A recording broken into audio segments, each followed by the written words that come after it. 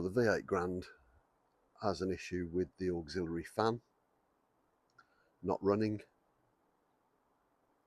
It's a fan controller issue, I believe. I've ordered the part and it's kind of tucked in behind this headlight, so we have to do a little bit of a modification to get to it. The auxiliary fan just doesn't run at all. It sits in behind the main engine fan there. We've put power to it and it actually runs with direct feed, so it's the fan controller that's faulty now. The fan controller is hidden behind this headlamp unit, so we need to pop that long bolt out, pull the headlamp unit out, and then we're going to have a look at accessing the fan controller.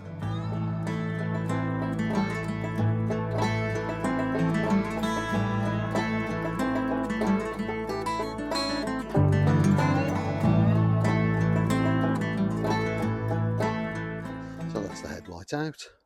Now what we need to do is access the fan controller, which is underneath this plastic here. So we're going to use a Dremel to cut out an access hole there so that we can get to it without removing large sections of the front of the car.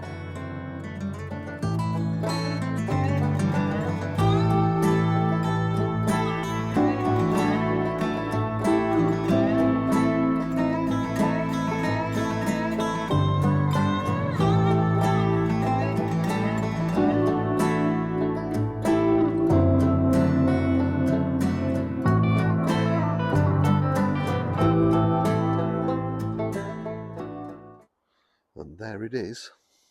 That's our fan controller.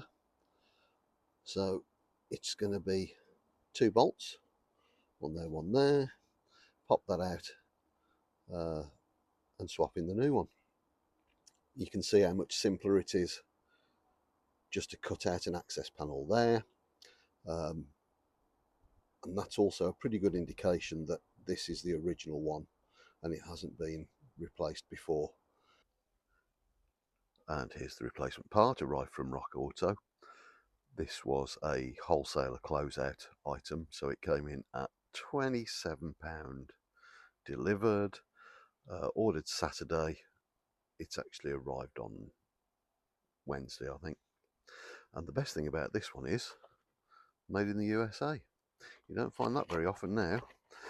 Quite often with wholesaler closeouts, that happens, you get some new old stock. And I think this probably is, but there you go. So we'll fit it. Okay, so the old one's out. It is. The more I look at it, the more I think it's actually an aftermarket one with a bit of Google assistance. So that might have been changed in the past, but it's obviously failed. Got our new one plugged in here. It's just a case of undoing the bolts and then pushing this little red tab up. Use a flat bladed screwdriver and that'll allow the cable to pop out. So we'll put it back in now. And there it is, all in. Just need to do a quick test and put it back together.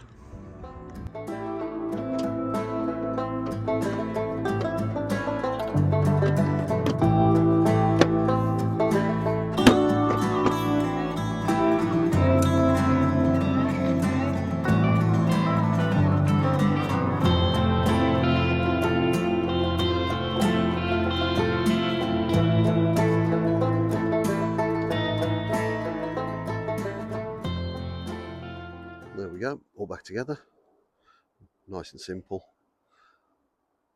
We'll just need to run it now up to temperature just to make sure that the fan comes on when it's supposed to. Well, the fan's running, you can actually hear it, which is different. I've never heard it run before, so I can hear it when we're parked up. It's currently 36 degrees centigrade outside. I don't know what that is for our American friends, but I can tell you it's fucking hot. And our temperature gauge, and we're in open road at the minute, but we have been in stop-start traffic, is sitting nicely below 100 degrees. Now, before I changed the fan controller, whenever I was stuck in traffic, it would creep up to 110, if not a little bit more. The other difference that it's made, the LPG system, this vehicle's LPG powered, once it got above 105 degrees centigrade, the LPG system would shut down and it would go over to petrol. It hasn't done that either, so I think that's a big positive. Nice easy job for a £30 part. And one final thing, I thought I was done, but I'm not. I've just noticed the air conditioning is working really well. Obviously it needs the auxiliary fan to aid in the evaporation process.